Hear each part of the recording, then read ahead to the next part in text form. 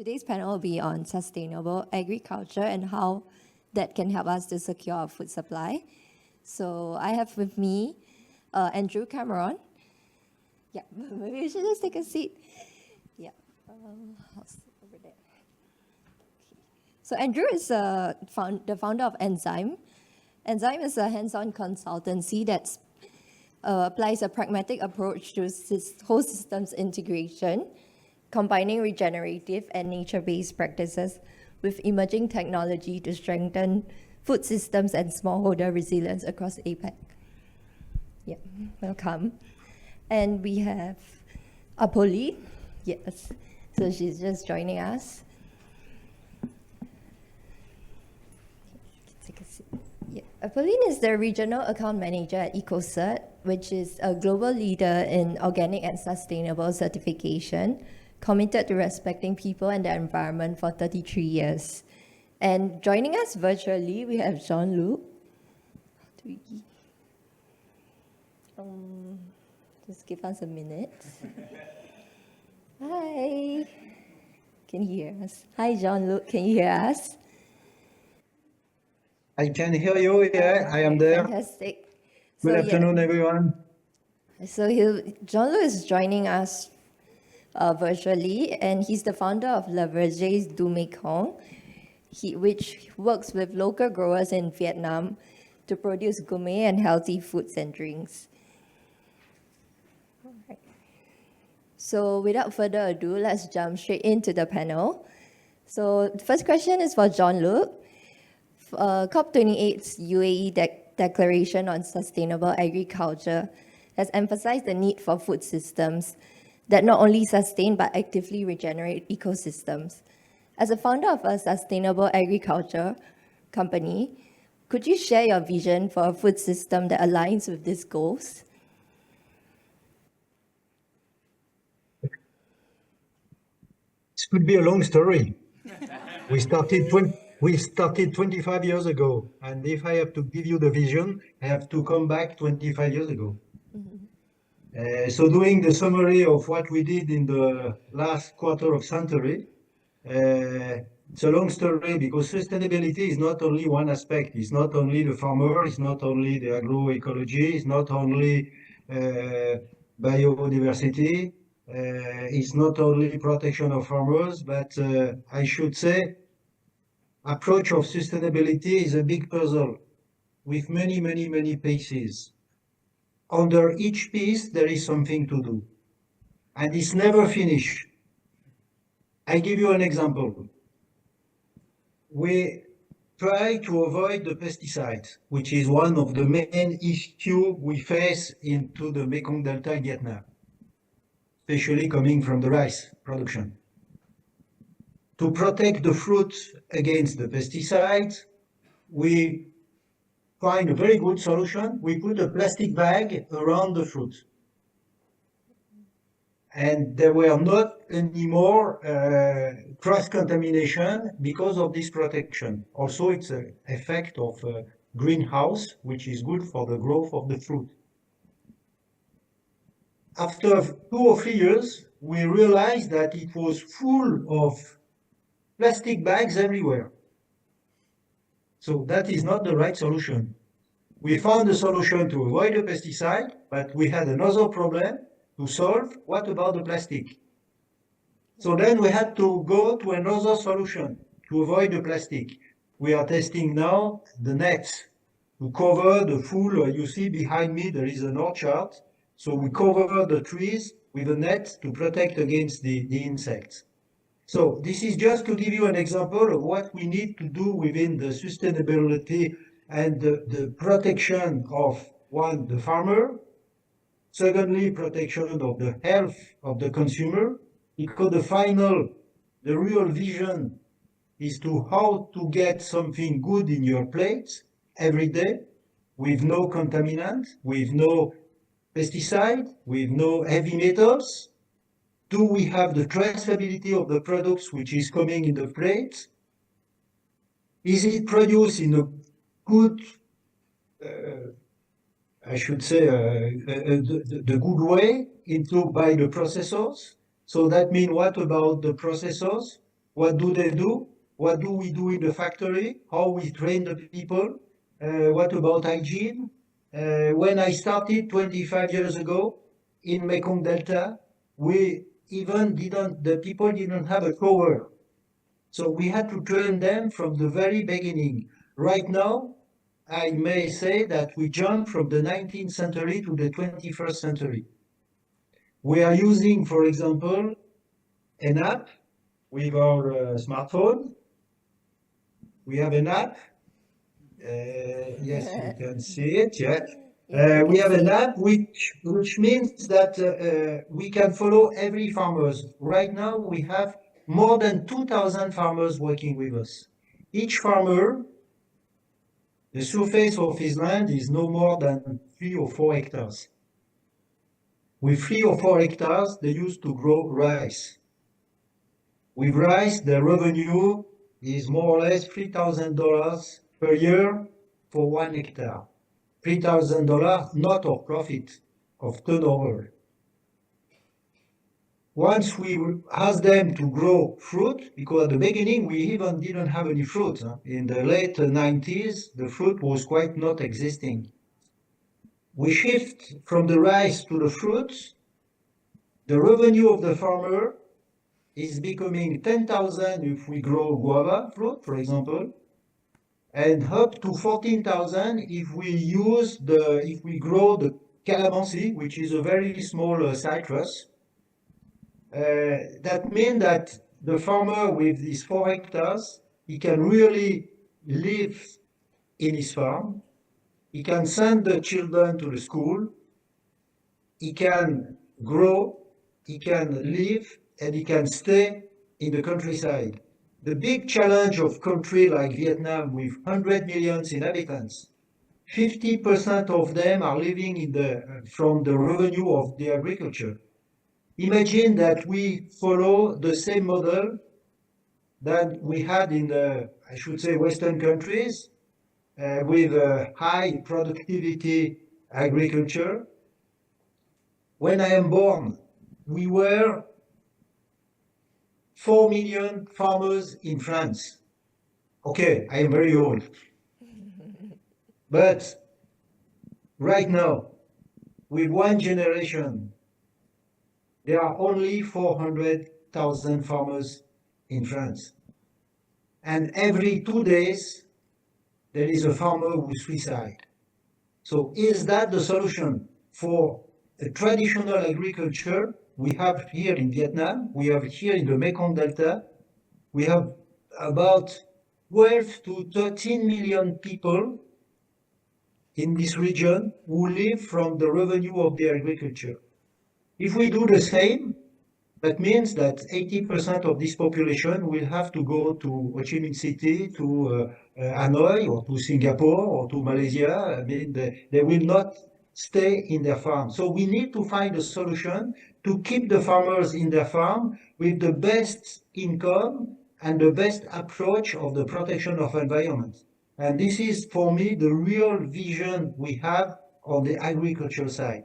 How to protect the planet, how to protect the farmers so that we can develop a world where people can live and protect their children with a smile. Yes, thank you so much.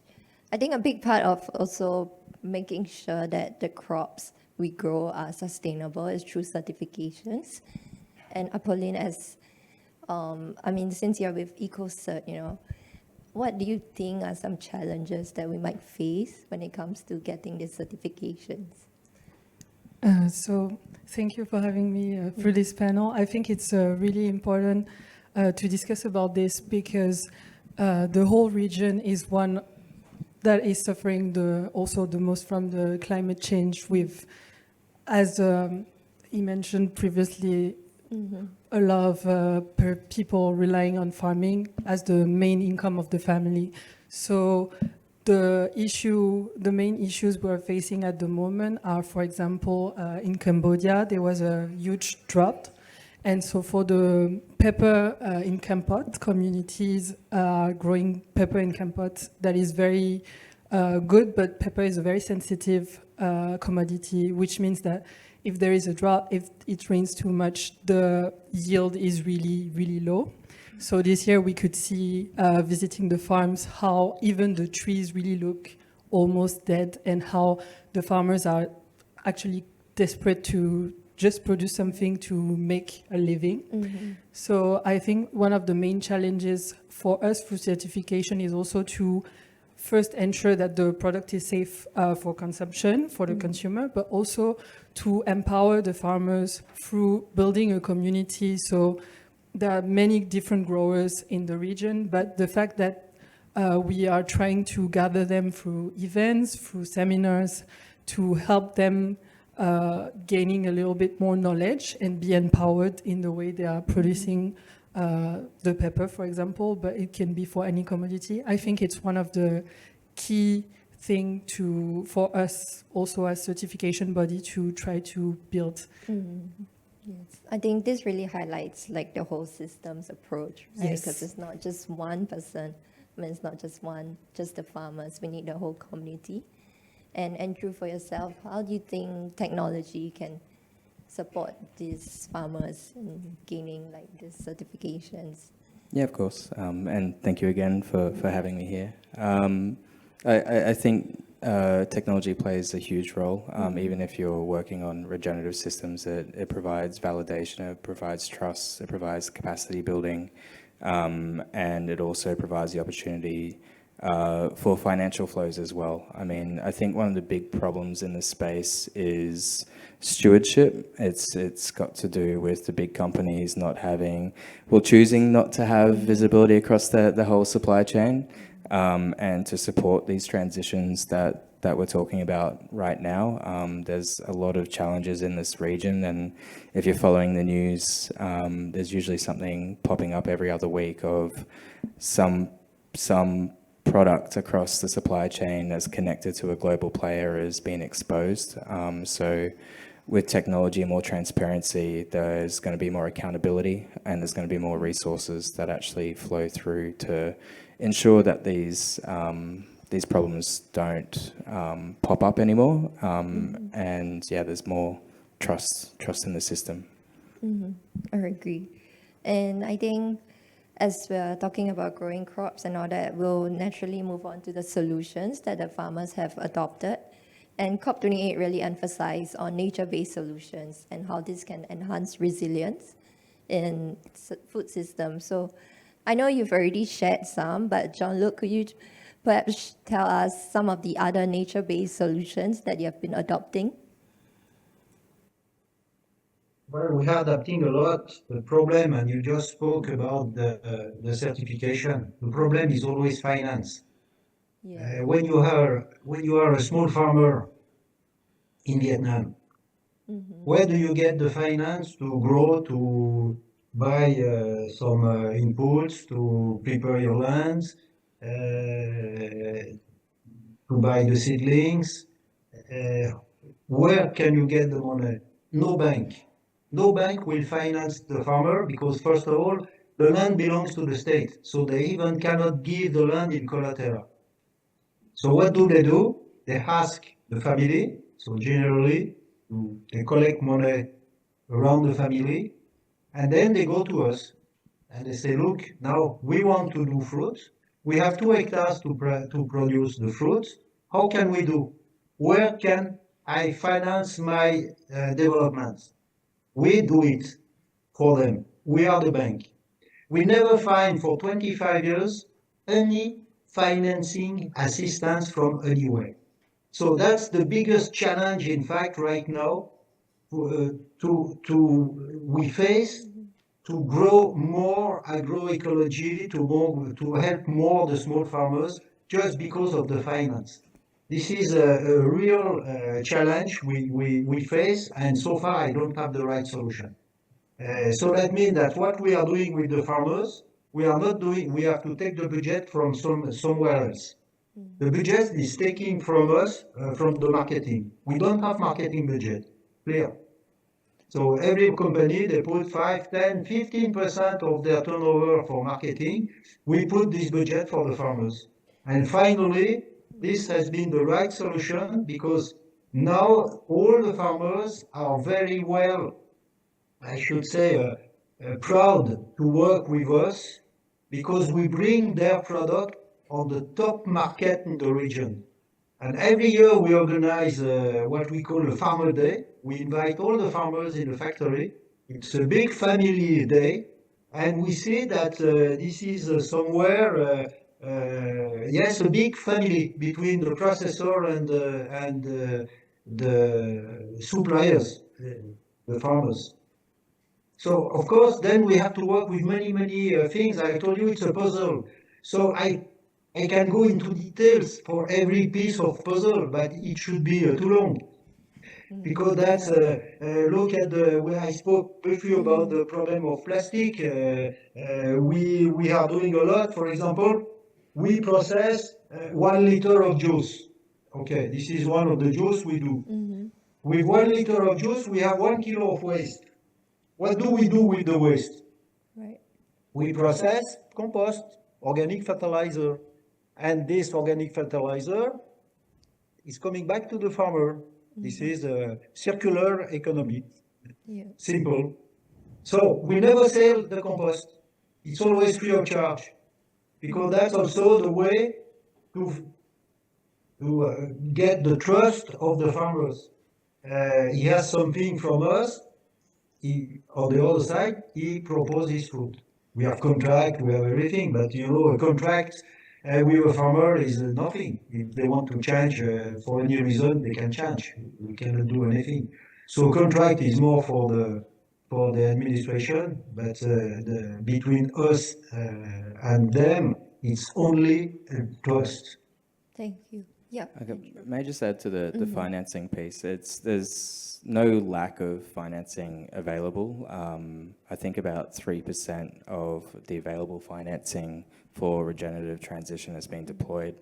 And that's because of distribution challenges and to the point I raised earlier about global companies not having any visibility or connection to their supply chain. So a lot of projects and a lot of focus is actually looking at how to make sure that the financing actually gets to the smallholders, but there's also something a little toxic brewing in the space of people looking at financing and microloans and earning profit off these smallholders as well, which needs to kind of be kept into check. There's philanthropic funds, and then there's, we'll build a new industry on offering microloans to smallholder farmers that need to be kept in view. And Apolline, for yourself, do you see at Ecocert, do you see like more demand for this kind of certifications?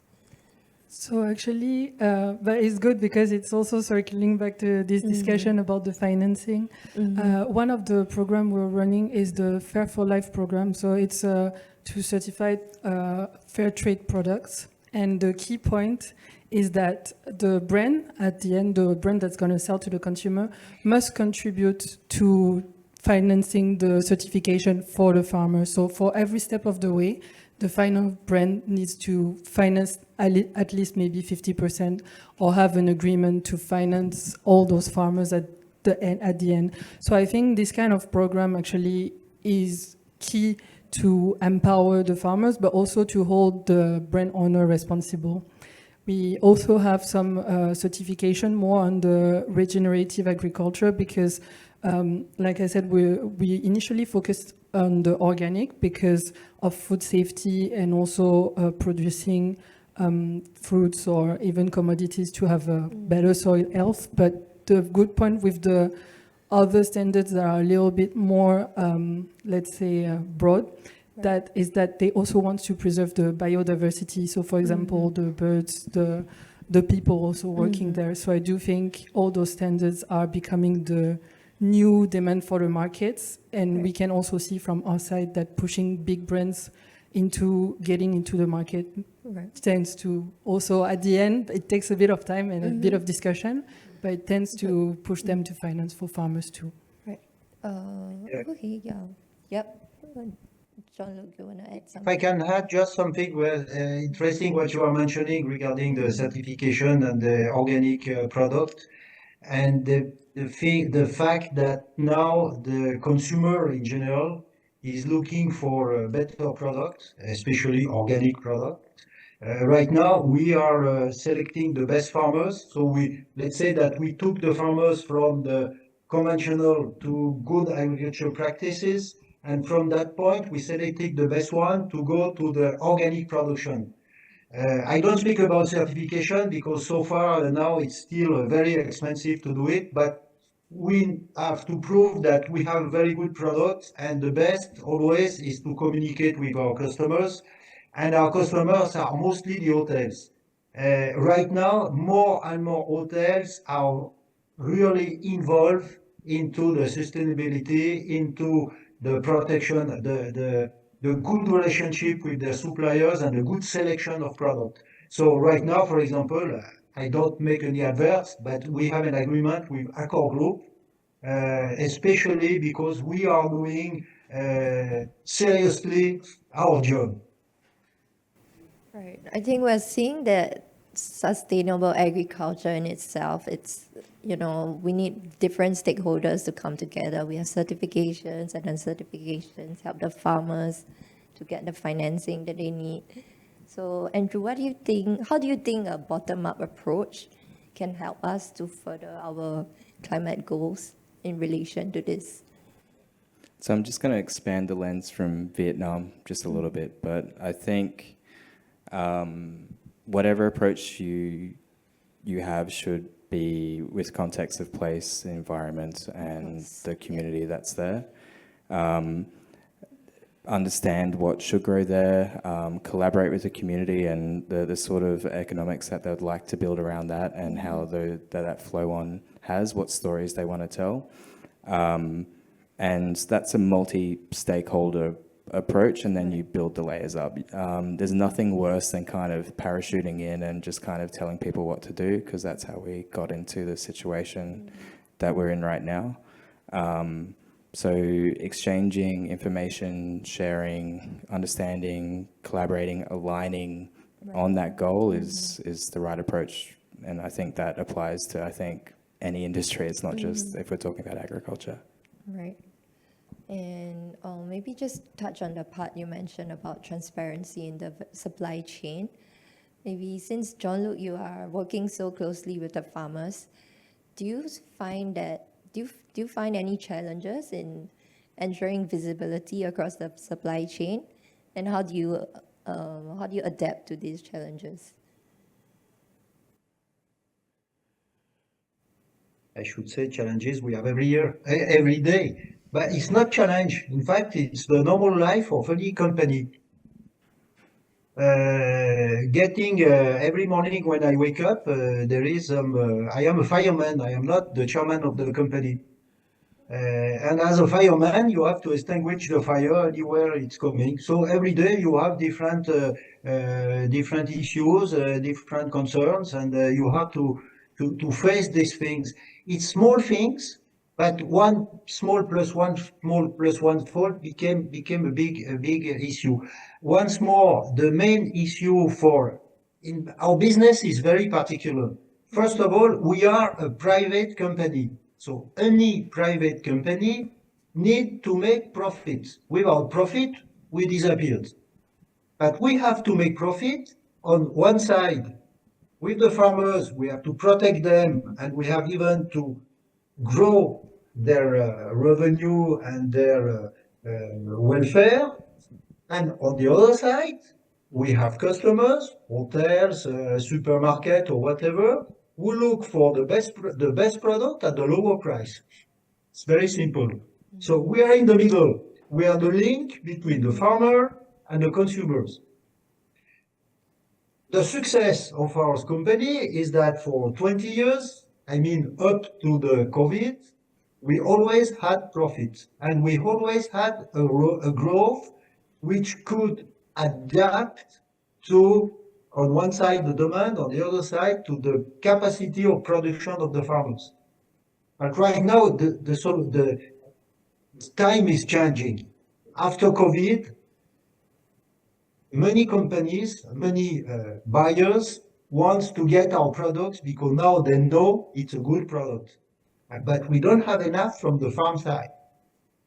today last year we have planted 100,000 trees. The trees we planted with the farmers, we bring them the seedlings, we bring them the compost, we bring them some technical assistance.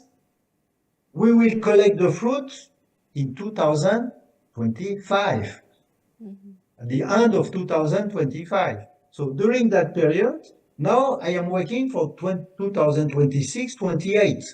We are planting trees always for 2 or 3 years later. So that means that, again, the main issue, the main challenge for the farmer and for the processor is access to the finance. We do everything ourselves.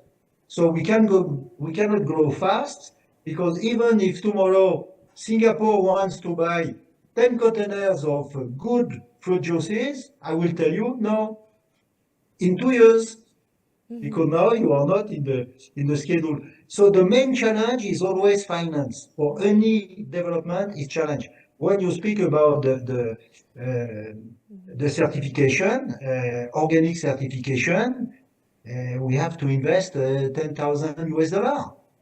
Okay, we will do it. We have few farmers we have selected who will do it, but not the farmer. The farmer cannot do it. It's impossible. And we know that as soon as we have the certificate for the organic, the price for the farmer will be 5 or 10% more, and we'll have to increase the final price, but not 10%, 5%. It's always a balance between the farmer and the consumer. If we put the price too high for the consumer, nobody will buy it. So we are really a train. It's like a train. Every wagon is important, but no one can go faster than the other one. We have to follow the locomotive, and we are the locomotive. Thank you so much. And with that, we have now reached our Q&A section. So there's actually a Mentimeter. Could we flash oh yeah. You can just scan the QR code there, or you could just shout it out. We'll give you a mic.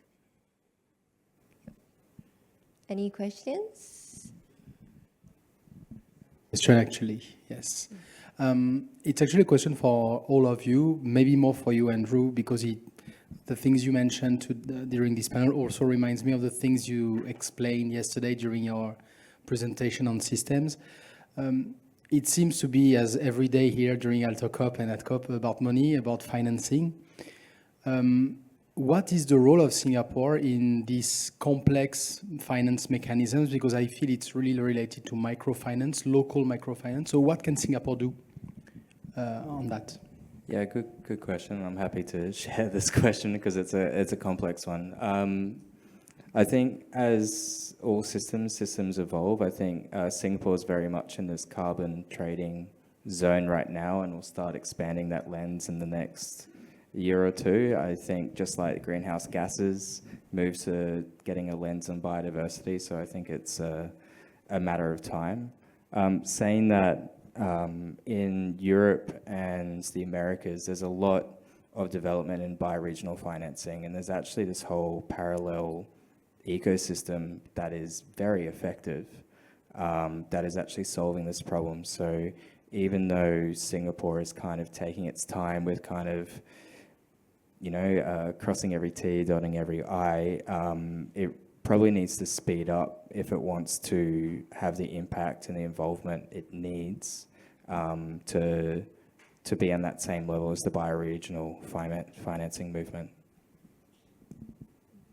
Yeah, their role is hurry up. Actually, Apolline, building on this financing, have you at Ecocert, have you been approached by financial institutions or banks asking for verification or any sort of the things? Not yet, but I do feel there is a shift already happening because when we started building the business, Singapore was not one of our main prospects because just there is no farming. So at first you would not see it as a key factor, but actually there are a lot of traders and they are processing and they are working with all those farmers from the regions to supply either the US or Europe or even the region. So I do feel there is a shift, and even when you think about banks the fact that they want to invest in more sustainable practices or at least contribute to something. I do feel that this shift is happening at the moment, but we have not yet been contacted that I know of. But All right. KIV. Yes, thank you for sharing. Yeah, I just make one correction regarding the final assistance. We got some grants from the German Development Bank, Right. and that was the only time we got something. In fact, it's a very simple system. We had to invest, let's say, $1,000 with the farmers, and they pay us back 500 grants. So that means that first, of course, under control, it's not to buy a Mercedes. Huh? We had to really to work with the farmers, and that was done in between 2017 and 20. We got some grants, totally 200,000 euro, and that was really a good booster for the development with the farmers. Because everything we were invested, we knew that 50% was payback, so it was really good for our business plan for 1, 2, or 3 years. And finally, when we invest today, I told you we'll get the money back in 2 years. This is exactly what was calculated to get the money back in 2 years after the production. There are not so many development banks who are so open to discuss with the private sector. Most of the time, it's with the NGO and not with the private sector. And also, I am always convinced that we cannot fight alone. We cannot be alone in our corner. I mean, everyone must pull the trolley in the same direction. NGOs, private sector, government, banks, everyone must pull. But so far, I have more than 50 years experience in the world, and everything is cut, is like a sausage. Everyone is in his own corner. It's difficult to join and to bring really some strong support to the development of the agriculture sector. I think once again we see the importance of collaboration among the different stakeholders. And I see that we have a question from on the Mentimeter. So the question is on how extreme weather events have impacted our farmers in the Mekong region, and are these risks factored in? Maybe John-Luc, you want to take this question? Sorry, say again about the farmers in the Mekong Delta. How has extreme weather events impacted the farmers in the Mekong region? Yeah, of course, this is a part of the challenge, and a big part of the challenge. Things are already changed for the last 20 years. Last 10 years, I saw already many differences in the Mekong Delta. Now, more and more, the Mekong Delta, before we had only rice production. Let's say that was the priority of the country to produce rice. Then the Mekong Delta is a triangle with the sea on each side. So what happened is that the sea, the salty water is going more and more inside the land.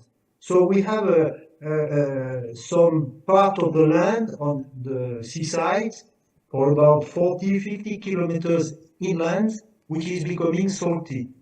So this part of the land is kept now for the seafood production. Perfect. And now Vietnam is becoming one of the first exporters of shrimps or other kind of seafoods. Then if you go a little bit more inland, we have large surface which are still kept for the rice. They try to build better digs and protect a little bit more. And if we go a little bit further, then we have the fruit production. So now the Mekong Delta is divided in, I should say, 3 regions, one for the seafood, one for the rice, and one for the fruits. And the free production represents 60% of the whole Vietnamese production. So it's really a big amount. What will happen within 50 years and 100 years?